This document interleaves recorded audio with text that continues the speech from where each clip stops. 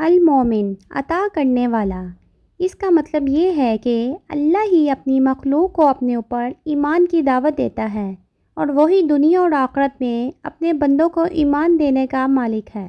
یعنی ہدایت صرف اللہ ہی دیتا ہے، اور ہدایت کن کو ملتی ہے؟ جو اللہ کی بھیجی گئی کتاب کو اپنا دوست بنا لیتے ہیں۔ اللہ پر ایمان رکھنے سے کیا مراد ہے؟ کہ آپ نے اللہ کی کہی گئی ہر بات پر اور اللہ کے ہر حکم پر لبیک کہنا ہے کہ یا اللہ بس آپ کا حکم اور میں حاضر۔ ایسا نہیں کہ اللہ کسی کو ایمان دیتا ہے اور کسی کو نہیں، اللہ سب کو ایمان دیتا ہے، لیکن جو لوگ قرآن سے دور چلے جاتے ہیں ان کے دل آہستہ آہستہ اللہ کی محبت سے خالی ہو جاتے ہیں اور یوں وہ اپنا ایمان کھو دیتے ہیں۔ سارا کھیل اس دل کا ہے، جیسے رسول اللہ صلی اللہ علیہ وسلم فرمایا کرتے تھے کہ جسم کا ایک حصہ ایسا ہے جو اگر بگڑ جائے تو سارا جسم بگڑ جاتا ہے، اور وہ حصہ تمہارا دل ہے۔ ایمان والوں کو ہی دیا جاتا ہے۔ وہ لوگ جو کوشش کرتے ہیں صرف انہیں ہی اللہ خود تک پہنچنے کی رسائی دیتا ہے۔ اس کا سب سے بڑا کرم یہ ہے کہ اس نے ہمیں اپنے ماننے والوں میں رکھا ہے۔ اب ہم نے کوشش کرنی ہے کہ ہم اس کی ماننے والوں میں بھی شامل ہو جائیں۔ اللہ کے احسانوں میں سب سے بڑا احسان یہ ہے کہ اللہ نے ہمیں مسلمان بنایا۔ اللہ نے ہمیں ایمان سے بخشا اور ہمیں یقین کرنا سکھایا۔ ہماری سب سے بڑی خوش نصیبی یہی ہے کہ اللہ نے ہمیں اپنے دین پر پیدا کیا اور ہمیں اس میں ہونے والوں میں چنا، اور ہماری سب سے بڑی ذمہ داری یہی ہے کہ ہم اپنے اللہ کے دین پر ثابت قدم رہیں اور خود کو اس سے بھٹکنے نہ دیں، کیونکہ اللہ نے ہمیں اس کا حصہ بنایا ہے اور ہم نے اللہ کی توقعات پر ہر حال میں خود کو پورا اتارنا ہے۔ قرآن کہتا ہے کہ تم کسی کو بھی ہدایت نہیں دے سکتے، اللہ ہی ہے وہ جس کو چاہے ہدایت دیتا ہے۔ انسان کو کوشش کے بغیر کچھ نہیں ملتا، ہدایت بھی نہیں۔ اور پتہ ہے مسلمان ہونے کے بعد سب سے مشکل کام کون سا ہوتا ہے؟ اس ہدایت کو سنبھال کے رکھنا جو اللہ نے ہمیں دی ہے۔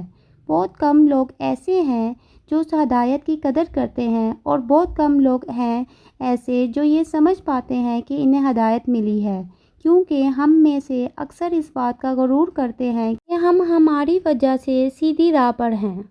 حالانکہ یہ سب اللہ کا کرم ہے جو آج ہم یہاں ہیں، اور وہ جب چاہے اسے ہم سے چھین سکتا ہے۔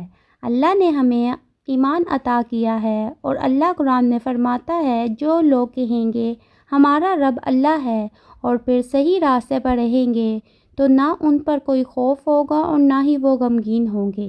ایمان کا سب سے پہلا قدم یہی ہے کہ ہر اس چیز سے بچا جائے جو ہمیں شرک کرنے والوں میں شامل کرتی ہے، جیسے تو ہم پرستی ہے، جیسے ستاروں پر یقین رکھنا ہے کہ وہ ہمیں ہمارا مستقبل بتا سکتے ہیں، جیسے مزاروں پر جا کر ماتھا ٹیکنا ہے، جیسے پرانے نیک بزرگوں کی قبروں کو سجدہ کرنا ہے۔ یہ سب شرک کی بڑی بڑی قسمیں ہیں جو ہمیں اللہ کی نظر میں گرا دیتی ہیں اور ہمارے ایمان کو آہستہ آہستہ ختم کر دیتی ہیں۔ شرک اپنے آپ میں ہی ایک بہت بڑی بیماری ہے جو ایمان کو کھا جاتی ہے۔ اللہ کے علاوہ دو جہانوں میں کوئی بھی چیز ایسی نہیں ہے جو ہمیں کچھ دے سکے، اور اللہ کے علاوہ کسی سے بھی کچھ بھی ایسا مانگنا جو صرف اللہ سے مانگنے والا ہے، شرک ہے۔ یہاں پر ہدایت ہی ہمارے کام آتی ہے، اور تب ہی کام آتی ہے جب ہم خود ان چیزوں سے دور رہنے کی کوشش کرتے ہیں۔ ہر انسان خدا کو مانتا ہے۔ کوئی بتوں کو خدا مانتا ہے تو کوئی اپنے ہی جیسے انسانوں میں سے کسی انسان کو خدا مانتا ہے۔ اللہ نے ہم سب کے دلوں میں کہیں نہ کہیں یہ احساس ضرور رکھا ہے کہ کوئی ہے جو اس دنیا کا نظام چلا رہا ہے، جو یہ سب کنٹرول کر رہا ہے، جو ہمارے مسئلے حل کر رہا ہے، جو ہمیں زندگی دے رہا ہے۔ لیکن بات تو ساری پھر ہدایت پہ آ کر رک جاتی ہے کہ جن کو ہدایت ملتی ہے وہ یہ سمجھنے لگتے ہیں کہ اللہ کی بنائی ہوئی چیزیں یا اس کے بنائے ہوئے انسانوں میں سے کوئی انسان کبھی بھی خدا نہیں ہو سکتا۔ خدا ہے یہ سب مانتے ہیں، لیکن خدا کون ہے، کیا ہے، یہ صرف ہدایت والے جانتے ہیں۔ تو جب اللہ نے ہماری رہنمائی کی ہے تو ہمیں بھی اس کی قدر کرنی ہے، ہمیں اسے سنبھالے رکھنے کی کوشش کرنی ہے۔ صرف مسلمان ہونے کے لیے کافی نہیں ہے، ہمیں اپنے ایمان پر ابھی بھی کام کرنے کی ضرورت ہے۔ ہم بھلے اسلام پر ہی کیوں نہ پیدا ہوئے ہوں، لیکن ہمیں اسلام ہمیشہ ڈھونڈنا پڑتا ہے، اور اس کے لیے ہمیں سب سے پہلے اللہ کے ساتھ ایک مضبوط تعلق بنانا ہے، اور اللہ کے ساتھ مضبوط تعلق بنانے کے لیے ہمیں سب سے پہلے اس بات پر یقین رکھنا ہے کہ ہمارا اللہ کبھی بھی نہیں بدل سکتا۔ ہمارا اللہ آج بھی وہی ہے جو ہزاروں برس پہلے ہمارے نبی کریم صلی اللہ علیہ وسلم کا تھا۔ ہمارے اللہ کا رحم آج بھی وہی ہے جو تب ہمارے نبی صلی اللہ علیہ وسلم پر تھا۔ ہمارا اللہ آج بھی اتنا ہی درگزر کرنے والا ہے جیسے ہمارے نبی کریم صلی اللہ علیہ وسلم کے زمانے میں تھا۔ ہم اللہ کے علاوہ جس کے پاس بھی اپنی مرادیں لے کر جائیں گے وہ ہمیں دھتکار دے گا، کیونکہ وہ ہمیں وہ چیزیں نہیں دے سکتا جو اللہ ہمیں دے سکتا ہے۔ ہم نے یہی ایمان رکھنا ہے کہ سب سے بڑی ذات اللہ کی ہے، وہ عطاؤں کا بادشاہ ہے، اور بس وہی ہمیں عطا کر سکتا ہے۔ ہم نے اس فرق کو ہمیشہ یاد رکھنا ہے کہ اللہ صرف ایک ہی ہے۔ اس کی صفات ہمیں بہت سی چیزوں میں ملیں گی، لیکن کوئی بھی وہ نہیں بن سکتا، کوئی بھی وہ نہیں ہو سکتا۔ ہم نے کبھی بھی اپنے اللہ کی طاقتوں میں اور اپنے اللہ کی ذات میں کسی دوسرے کو شریک نہیں ٹھہرانا۔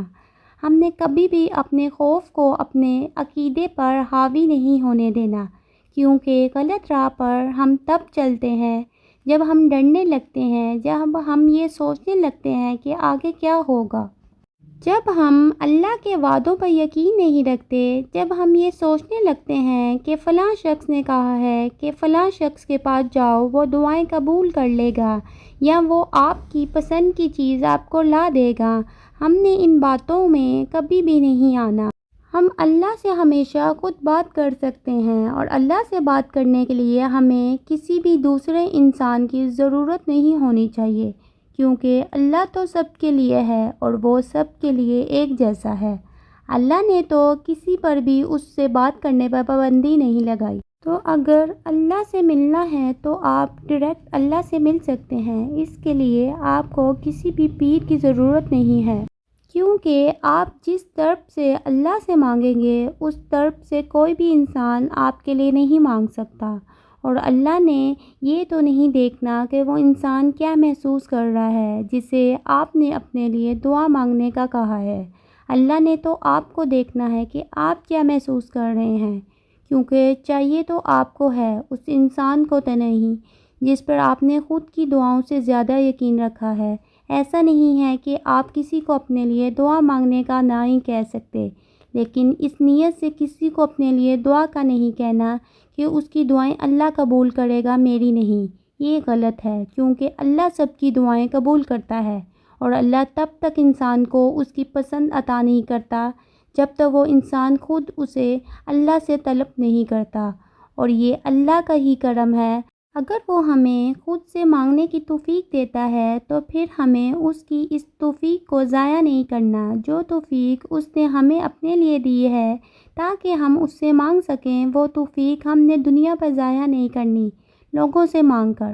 ساری بادشاہی اللہ کے لیے ہے اور ساری تعریفیں بھی اسی کے لیے ہیں۔ ہم نے اللہ کے علاوہ اور کسی کو بادشاہ نہیں بنانا، اور نہ ہی اللہ کی جگہ کسی اور کو دینی ہے۔ پھر ہماری دعائیں صرف اللہ سے مانگنے سے قبول ہو رہی ہیں یا نہیں ہو رہی ہیں، کبھی بھی اپنے اور اللہ کے تعلق میں ہم نے کسی تیسرے کو نہیں لانا، کیونکہ تیسرا ہی ہمیشہ تعلق کے خراب ہونے کی وجہ ہوتا ہے۔ جب بھی آپ کسی تیسرے کو اپنے معاملات میں لاتے ہیں نا، تب ہی آپ کا معاملہ بگڑ جاتا ہے، کیونکہ تیسرے نے تو اپنی سوچ اور اپنی عقل کے مطابق بات کرنی ہے، اسے تو نہیں پتہ نا کہ آپ دونوں کا تعلق کیسا ہے یا کیسا رہ چکا ہے۔ تو تیسرا اپنے تجربے کے مطابق آپ کو جواب دے گا اور آپ کو مشورہ دے گا، تو بس آپ نے کبھی یہ نہیں ہونے دینا۔ آپ نے جو بات بھی کرنی ہے اللہ سے ڈائریکٹ کرنی ہے، آپ نے جو بھی اللہ سے مانگنا ہے ڈائریکٹ مانگنا ہے، کیونکہ زمین اور آسمان میں جو کچھ بھی ہے وہ سب اسی کا ہے، اور وہی ہمیں ان میں سے وہ دے سکتا ہے جو ہم چاہتے ہیں۔ ہماری دعائیں ہمیں صرف وہی دے سکتا ہے جس نے دعائیں بنائی ہیں۔ میں، آپ، عالم یا پیر، سب کے سب اس کے آگے بے بس ہیں۔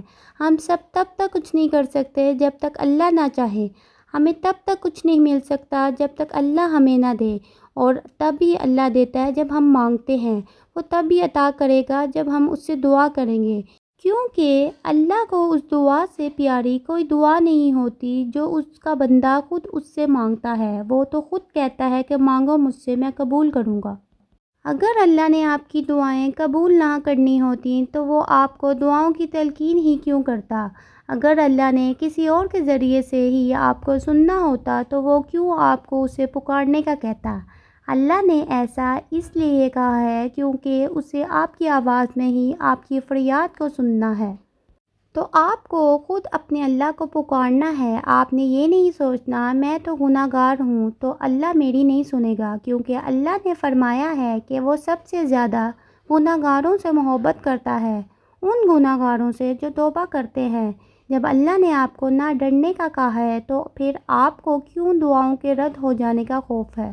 ابھی تک جو ہوا ہے اور آگے جو ہوگا سب اللہ کی مرضی سے ہوگا، اور اللہ کی مرضی سے ہی ہوا ہے، تو آپ نے کسی بھی چیز کی فکر نہیں کرنی، کیونکہ ان سب فکروں کے حل بھی اللہ پہلے سے ہی نکال چکا ہے۔ بس آپ کو اللہ پر یقین رکھنا ہے، بہت یقین، بے حد یقین۔ ہمیں اللہ نے عقل دی ہے، سوچنے کی صلاحیت دی ہے، تاکہ ہم خود کے لیے وہ منتخب کر سکیں جو ہمارا دل کہتا ہے۔ اگر ہمارے ماں باپ یا ہمارے بڑے کسی برائی پر شروع سے چلتے آ رہے ہیں تو اس کا ہرگز مطلب یہ نہیں کہ ہم بھی اس برائی پر چلیں۔ ہمیں ان برائیوں کو ختم کرنا ہے، ہمیں حق کے لیے بولنا ہے اور حق کے لیے ہی جینا ہے۔ جیسے قرآن کہتا ہے کہ ہم نے لوگوں کو حکم دیا ہے کہ وہ اپنے والدین کی عزت کریں، لیکن اگر وہ آپ کو میرے ساتھ شریک کرنے کی تلقین کریں جس کا آپ کو علم نہیں ہے تو ان کی بات نہ مانیں۔ میری طرف آپ کا لوٹنا ہے اور میں تمہیں بتاؤں گا کہ تم کیا کیا کرتے تھے۔ ہمیں اپنے لیے اپنے لحاظ سے سوچنا ہے، کیونکہ ہماری بخشش روز محشر اس لیے نہیں ہوگی کہ ہمارے ماں باپ نے بھی یہ گناہ کیے تھے تو اس لیے ہم نے بھی یہ گناہ کیے ہیں۔ ہر انسان نے اس روز اپنے اپنے اعمال کا بدلہ چکانا ہے، اور تب کوئی بھی کسی کی بھی طرفداری نہیں کرے گا اور نہ کوئی کسی کو بچا سکے گا۔ ہم نے وہی کرنا ہے جو ہمیں اللہ نے کرنے کو کہا ہے۔ ہمیں صرف اللہ کے احکامات کی پیروی کرنی ہے، لیکن اس کا مطلب یہ بھی نہیں کہ آپ اپنے ماں باپ کی تذلیل کریں۔ آپ انہیں پیار سے سمجھائیں، آپ انہیں آہستہ آہستہ سچ کی طرف قائل کریں، لیکن اگر وہ پھر بھی اس بات سے انکار کریں تو آپ انہیں ان کے حال پر چھوڑ دیں، لیکن خود وہی کریں جو صحیح ہے۔ آپ کو اگر اللہ سیدھی راہ پر چلا رہا ہے تو آپ نے اسی راہ پر رہنے کی کوشش کرنی ہے، خود کو کبھی بھی بھٹکنے نہیں دینا، پھر چاہے دعائیں قبول ہوں یا نہ ہوں، پھر چاہے آپ کو اپنی پسندیدہ چیز ملے یا نہ ملے، لیکن آپ نے کبھی بھی کچھ بھی پانے کے لیے غلط راہ کا انتخاب نہیں کرنا۔ آپ نے ان چیزوں سے پرہیز کرنا ہے جو آپ کے عقیدے کو کمزور کرتی ہیں، پھر چاہے وہ ساری دنیا ہی کیوں نہ کرتی ہو۔ آپ نے وہ چیزیں کبھی نہیں چھوڑنی جو آپ کو اللہ سے قریب کرتی ہے، پھر چاہے اسے کرنے والے آپ اکیلے ہی کیوں نہ ہوں۔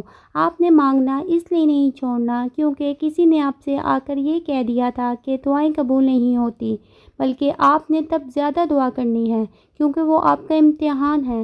آپ نے نماز اس لیے نہیں چھوڑ دینی کیونکہ کسی نے آپ کو یہ کہہ دیا ہے کہ آپ کی نماز قبول نہیں ہوگی، کیونکہ قبول کرنے والی ذات اللہ کی ہے، اور وہ تو اس اشک کو بھی رد نہیں کرتا جو انسان اللہ کے روبرو اللہ کے لیے بہاتا ہے، اور پھر نماز کیسے وہ رد کر سکتا ہے جو اسے خوش کرنے کے لیے پڑھی گئی ہو۔